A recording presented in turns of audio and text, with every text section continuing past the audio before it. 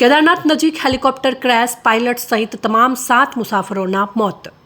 રવિવારે સવારે લગભગ 5:20 પર કેદારનાથ નજીક ગૌરીકુંડ ખાતે એક હેલિકોપ્ટર ક્રેશ થયું હતું। આમાં પાયલટ સહિત તમામ 7 મુસાફરોના મોત થયા હતા।